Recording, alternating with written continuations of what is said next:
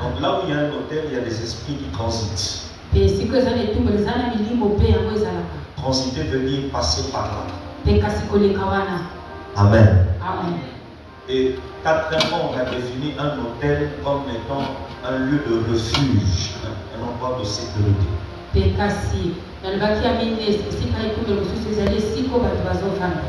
a des gens qui se réfugient sous l'autorité d'un hôtel. Amen. Nous avons pris l'exemple dans les villages de nos ancêtres, les gens qui avaient des totems. Vous voyez, il y a des gens qui ont des totems de panthères. Et là, on voit ça souvent chez les Pégués. Vous savez, les gens qui ont des totems, le totem de la famille, c'est le Nzoli. Il y en a qui ont le totem de la tortue. Lui, il se cache dans la carapace de la tortue. Il y a un Piababan, il y a un Sarabat du mal, il y a des avenirs. Alléluia. Ça va? Et nous avons dit aussi qu'un hôtel est aussi une prison. Donc, on peut définir l'hôtel selon le contexte de ce qu'on évoque, ce qu'on dit. Et je vous ai expliqué ici que ce que nous appelons dans les familles totem, tout ça, la Bible appelle pas ça totem, la Bible appelle ça hôtel satanique.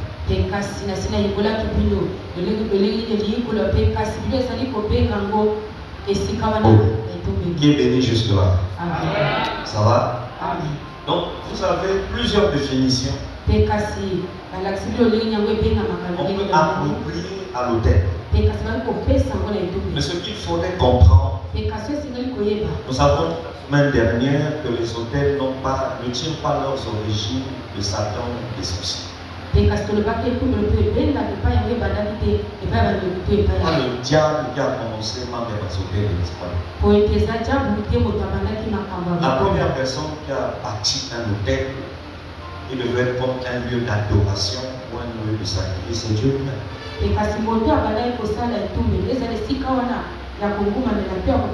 Nous avons lu les versets de la Bible dans l'Apocalypse, on nous dit qu'il y a un hôtel en or qui existe au ciel. Et même la Bible dit dans Hébreux chapitre 7, quand Jésus est mort, il est rentré au ciel avec son feu. Il a déversé son sang au ciel dans un endroit plus sacré.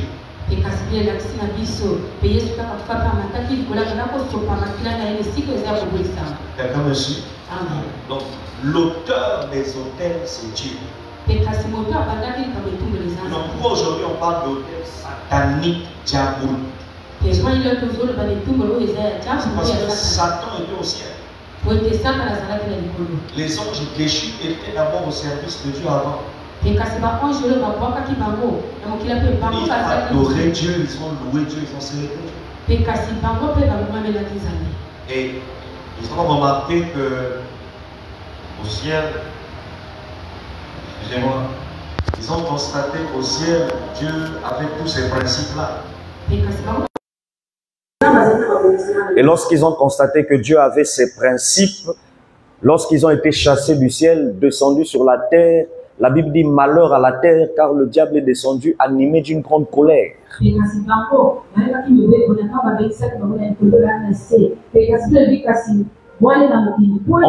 On dit même malheur à la terre et à la mer.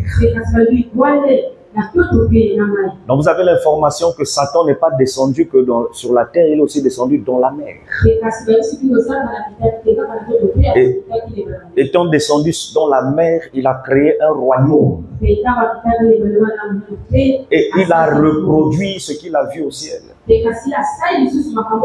N'oubliez pas que Satan n'a rien créé. Il a juste fait une photocopie. Copie-coller de ce qu'il a vu au ciel. Il sait qu'au ciel, il y a un trône, il y a un autel, et tout le pouvoir divin repose sur l'autel. Il le sait. Et il sait aussi qu'au ciel, il y a des êtres autour du trône et de l'autel. Et il s'est constitué une armée qu'il appelle des gardiens, des sentinelles. Et il a établi ce principe dans les territoires. Il a établi ce principe dans les eaux, sur la terre, dans les forêts. Et il a établi ce principe dans les familles. Et vous voyez aujourd'hui dans des familles, vous avez, comme on dit, l'homme fort de la famille, le géant. Des fois, bêtez on souvent non bêta mwangisa ka bakisi alors là obin koko atututu bêta mwangisa et puis vous croyez que c'est fini. Vous n'avez rien fait. Amen. Mais vous n'avez fait que détruire un hôtel, mais vous n'avez pas détruit, comment vous appelez ça, le trône et celui qui est assis sur le trône.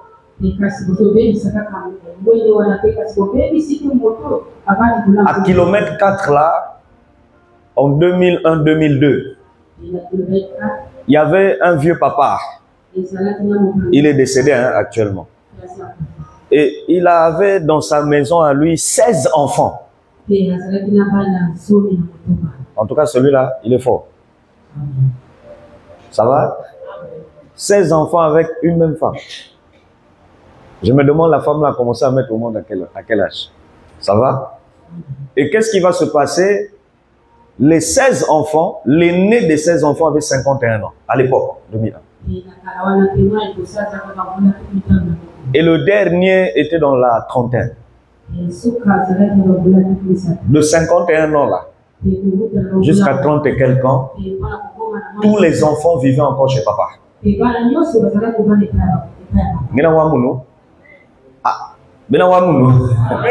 Tous les enfants habitaient encore chez papa. Et tenez-vous tranquille, les filles ont mis au monde, mais elles habitent avec papa. C'est moi qu'il faut suivre. C'est moi qu'il faut suivre ici. Amen. Et vous avez encore l'information que lorsqu'ils ont mis au monde, les enfants même discutaient, donc les Mteklola discutaient le lait, le douter avec les grands-parents.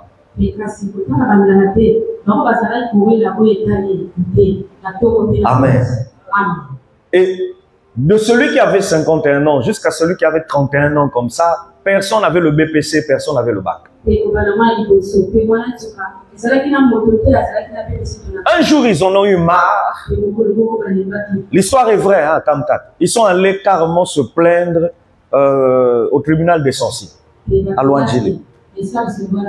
Et lorsqu'ils sont arrivés là-bas pour essayer de comprendre pourquoi on souffre, pourquoi on est bloqué, là-bas on va leur dire, il faut aller poser la question à votre père.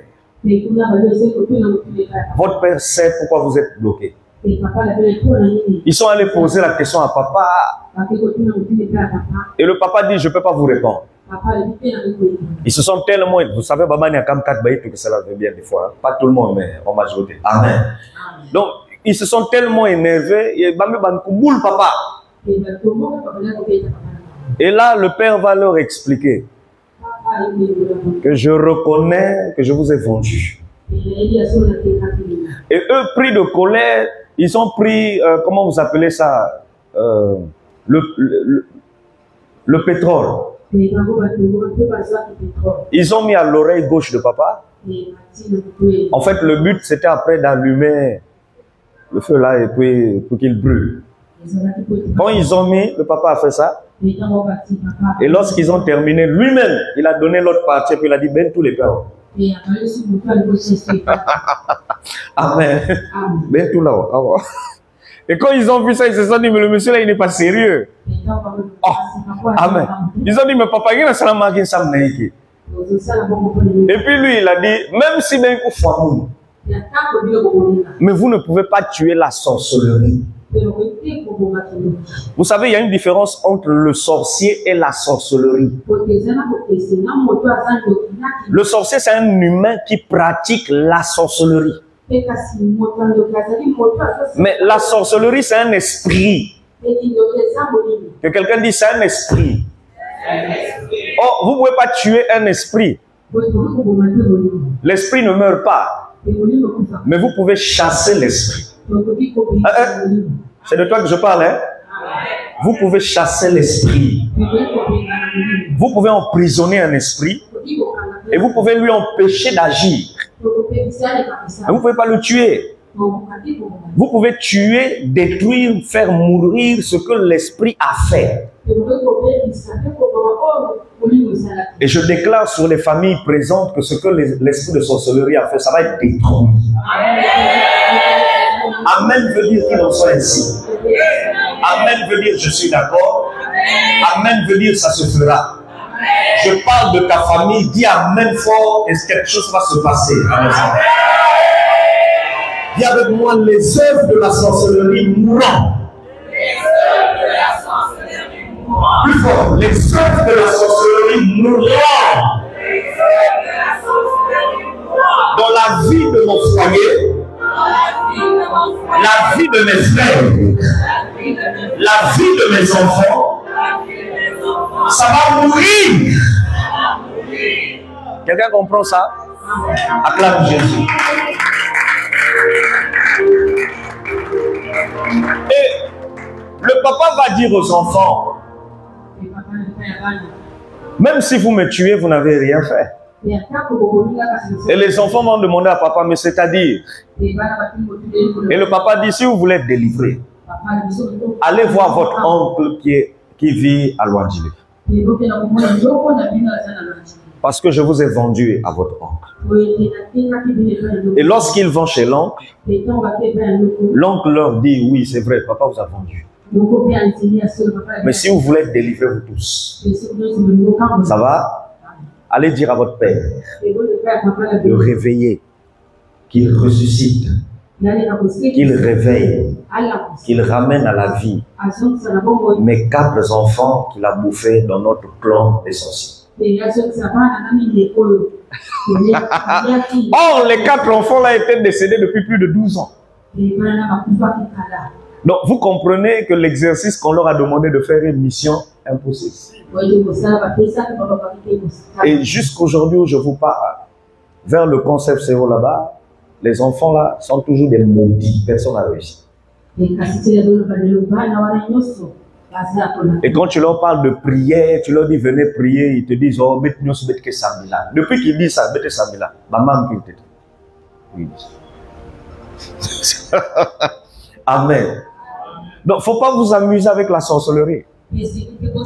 Et ce programme n'est pas là pour plaisanter. Nous n'avons pas fait ce programme pour vous étaler des connaissances et nous acclamer en disant celui-là il prêche bien. C'est pas important pour nous. Nous avons fait ce programme pour libérer les familles. Et nous croyons une chose. À travers ce qu'on enseigne, une famille va prendre conscience et va chercher sa délivrance. Et à travers les prières que nous faisons et les orientations qu'on donne, vraiment, et nous sommes convaincus de cela au nom de Jésus-Christ. Ça va? Donc, vous avez l'information ici que les autels sataniques, dans le cas de cette famille, on va dire l'autel de sorcellerie, c'est quoi? Mais c'est le fétiche avec lequel travaillaient tous ces membres sorciers. Et n'oubliez pas que nous avons dit la semaine dernière qu'il existe ce qu'on appelle des autels de relais. Oui, oui. Un exemple d'un hôtel de relais, c'est le sang. Ton sang à toi, maintenant. Est-ce que vous savez que ton sang trimballe, on dit relais, ça veut dire que ça prend la relève de ce qui agit déjà. Ça va? Vous avez par exemple la marmite dans la famille, c'est au village, ou c'est à Brazzaville, c'est à Dolisie, c'est où? Mais les mêmes puissances, les mêmes effets de cette marmite, ça agit dans ton sang. Donc quand tu te déplaces avec la malédiction et la sorcellerie. Un exemple des hôtels de relais, vous avez des bagues magiques. Vous avez des livres magiques. Des boucles d'oreilles magiques.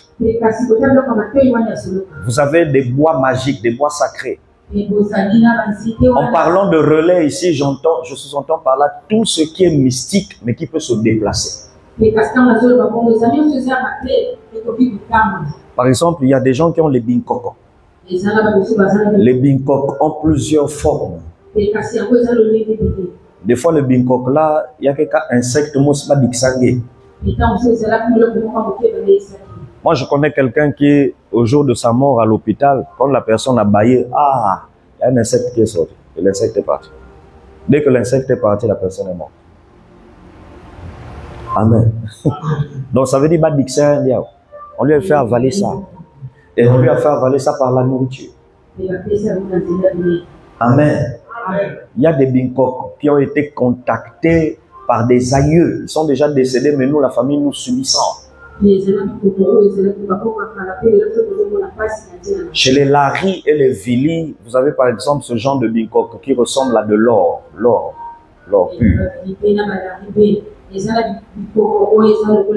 Par exemple, l'aïeux, l'ancêtre, si à l'époque, lui, cherchait la gloire, le matu vu, là, le succès, bon, à l'époque, ce qui régnait plus, c'était l'affaire du sucre, là, et puis vous avez les trucs de cheminots, vous avez beaucoup de choses, contre-rail, vous avez quoi encore, le pétrole, ça régnait aussi, elfe, agite, tout ça. Bon, si lui, il cherchait le pouvoir, le règne, la domination, il allait consulter un féticheur qui lui a mis en contact avec un génie des forêts ou des eaux, ou un génie des montagnes. Des fois, on peut lui dire, est-ce que tu cherches le succès pour toi seulement ou pour toi et toute ta descendance? Ça va? Et s'il lui dit, je cherche ça que pour moi, on va lui dire de manger l'or là seul. Ou encore de garder ça. Amen. Mais s'il dit qu'il cherche ça pour lui et toute sa descendance, on lui dira de prendre l'or, d'écraser ça sous forme de poussière. Et lorsqu'il réduit ça en poussière, par la suite, on lui dira la poussière là, tu manges ça en famille. C'est-à-dire toi et tous les enfants et ta femme. Maintenant, les enfants, en mangeant ça, des fois, ils mettent ça dans le saka-saka. En mangeant ça, ça veut dire que le binkok est rentré dans le sang et dans l'organisme de tous tes enfants. Tu peux être sûr d'une chose, les mêmes enfants là vont avoir eux aussi des enfants. Et leurs enfants mettront aussi au monde des enfants. Ça veut dire des générations ont contacté inconsciemment sans le savoir le binkok de la famille. Et vous allez remarquer dans cette famille, tout le monde prospère. Tout le monde s'élève. Et c'est le genre de famille où on accuse souvent un tel d'être sorcier et d'avoir le binkoko. Mais vous allez vous rendre compte que quand il meurt, allez, les doigts changent. On se tourne maintenant vers Mama qui vous met tel, et puis on dit ni Andine Kenaya. Et elle aussi, ou il aussi, ou lui aussi, quand il mourra, on dira ni un tel Kenaya. Donc, en fin de compte, vous-même, vous ne savez pas qui a ça. Le problème vient du fait que votre aïeux avait mangé ça avec ses enfants qui sont aujourd'hui vos arrière-grands-parents.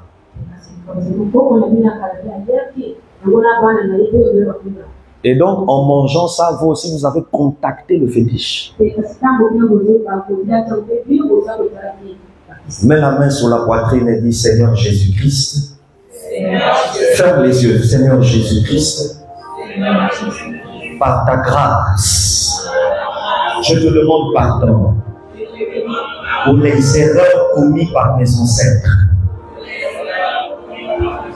devant les génies des forêts, des lacs, des rivières, des océans, des montagnes, des collines, des cimetières, les erreurs qui ont soumis toute la famille.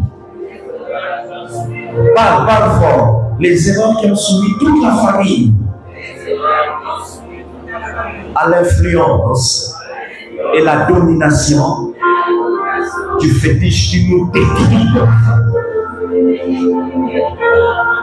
Par ta miséricorde, accorde-nous ton pardon et ta délivrance.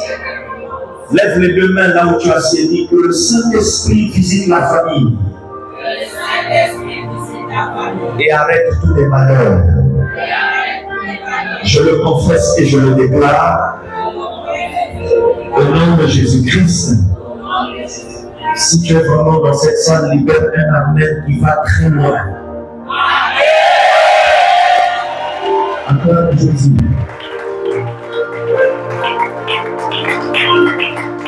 Amen. Jusque-là, est-ce que c'est bon? Jusque-là, c'est bon? Le rappel, ça va? Ça va? Et n'oubliez pas qu'on a dit que chaque hôtel a des sentinelles, des gardiens. Il y a des gens qui veillent sur ça. Et on a dit la puissance, la force des hôtels sataniques, diaboliques, ce sont les alliances. Il n'y a pas un hôtel mystique qui existe sans que quelqu'un n'ait fait ou bâti une alliance. Amen. Pour ce soir, en peu de mots, je vais introduire un hôtel satanique qui détruit les familles. Relis-nous Ézéchiel 11, le verset 3. Le verset 3. 2 à 3. 2 à 3.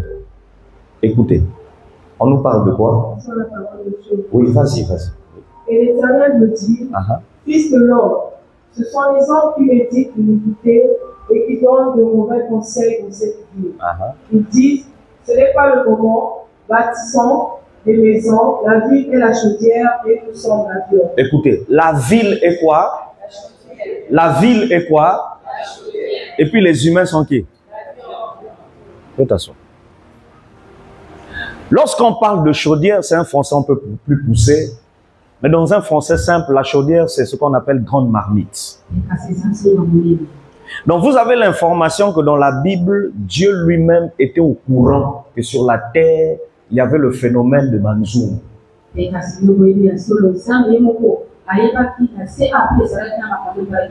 j'aimerais te parler des marmites familiales et leur influence dans la famille. Plusieurs familles sont exposées et soumises aux marmites. Vous avez les marmites dans les familles Vili. Moi, je suis Vili, je sais de quoi je parle. Amen. Vous avez les marmites dans les familles Lari.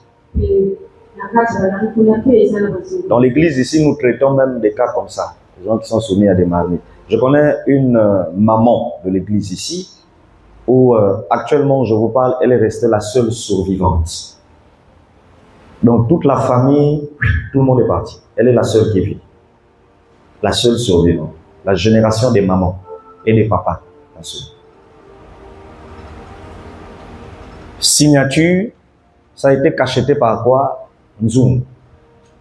Mêlée du poule. Amen. Et chez les Téké, vous avez aussi les marmites. Chez les nordistes, précisément, parce qu'il y a des Téké du sud, hein, mais chez les nordistes, précisément, j'entends par là les Métis, les Mochi. Il y a aussi des marmites, mais là-bas, il y a plus l'arc, la flèche, et il y a plus des totems animaux, ou des totems d'animaux, ça va?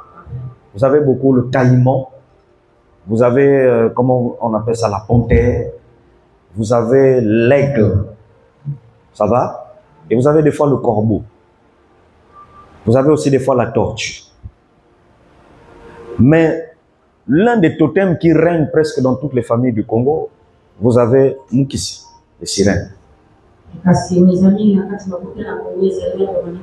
Amen. Mais tenez-vous tranquille. Lorsqu'on parle de marmite, reste à savoir, la marmite vous a été donnée par qui? Toi, tu es né maintenant. Tu dois avoir 50 ans, 60 ans, 40 ans, 71 ans, 72 ans. Tu peux avoir 30 ans, 20 ans, 15 ans, 2 ans, 12 ans, 10 ans dans la famille. Bon, c'est toi qui as cet âge. Mais ce que je te dis là, ce dont je parle, la marmite, ça existe dans ta famille depuis plus de 500 ans.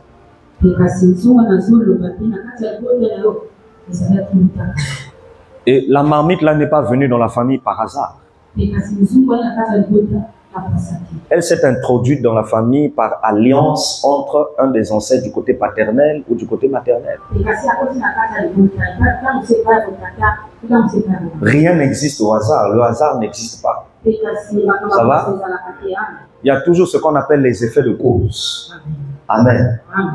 Donc, étant né dans la famille, automatiquement, depuis la naissance, tu es soumis aux influences de ce pacte-là.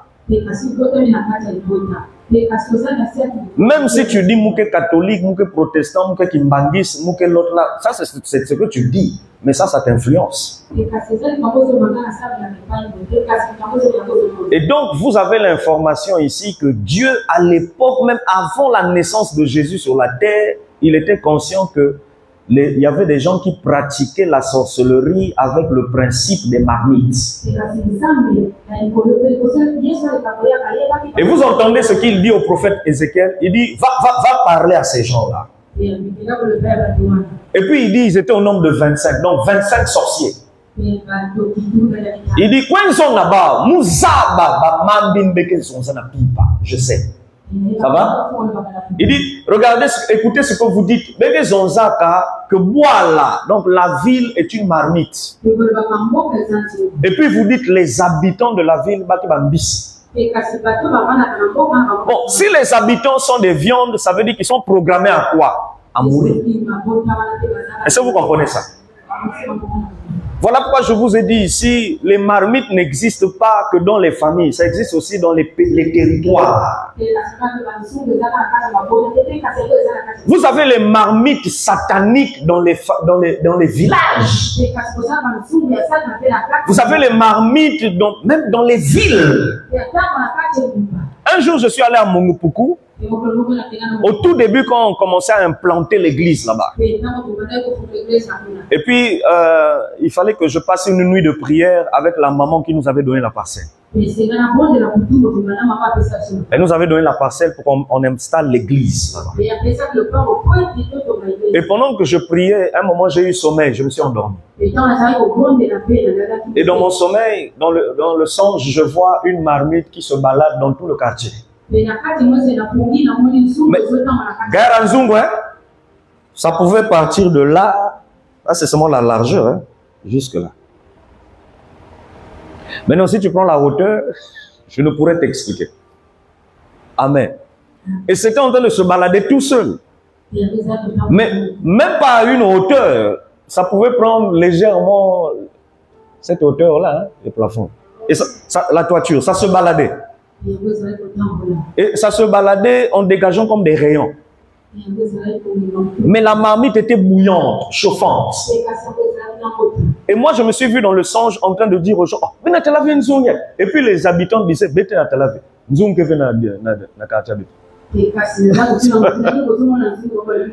je me suis relevé, j'ai dit, ah Seigneur, ça c'est quoi? L'Esprit de Dieu m'a dit, mais c'est cette marmite qui tue les gens dans ce quartier. Et ensuite, j'ai fait le constat que oui, dans la zone où nous sommes allés mettre l'église là-bas, avant même d'y aller, il y avait... C'est pas possible. Mais il y avait beaucoup de cas de décès. Presque chaque 3 mois, tu es sûr que dans telle ruelle, quelqu'un va mourir. Bon, eux-mêmes là, ils se disent que c'est des problèmes de famille, sans savoir que ce n'est pas la famille, mais c'est une marmite du quartier qui tue des gens dans les familles.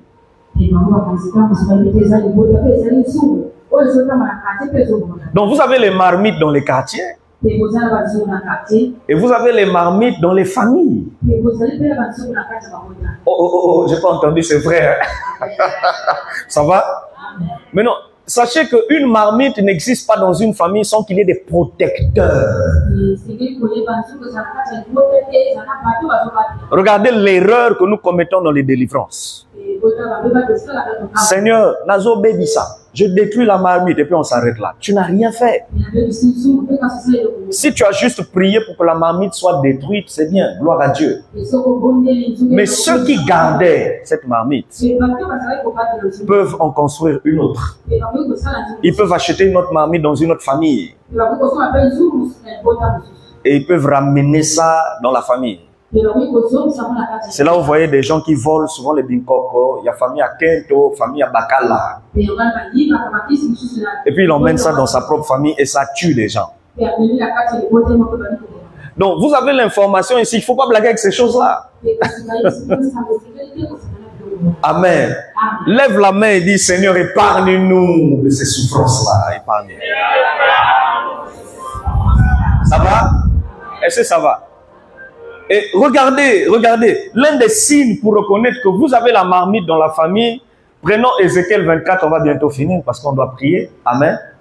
Ézéchiel chapitre combien? Ézéchiel 24. Prends le verset 1 jusqu'au verset 7. Ézéchiel 24. Amen. Oui. La 9e année, oui. Le 10e jour du 10e mois, la parole de l'Éternel me fut adressée en ces mots. Fils de l'homme, l'impact écrit la date de ce jour. Ce jour-ci, le roi de Babylone s'approche de Jérusalem en ce même jour. En ce même, propose une parabole à la famille de Reuben et dis-leur, ainsi parle le Seigneur l'Éternel. Écoutez, ça, c'est pas le diable qui parle, hein, c'est Dieu qui parle. Oui. Place la chaudière. Place quoi? Or, la chaudière, c'est quoi? Grande marmite. Bon, na vie ngé, on dit ça que ma passage avec la Bible. Au moins que ça milagle. Regardez. Place quoi? La chaudière. Donc, placez une zoom. Maintenant, regardez, qu'est-ce qu'on dit? Place la chaudière, oui. Verse-y. Mets-y les morceaux. Mets-y les morceaux.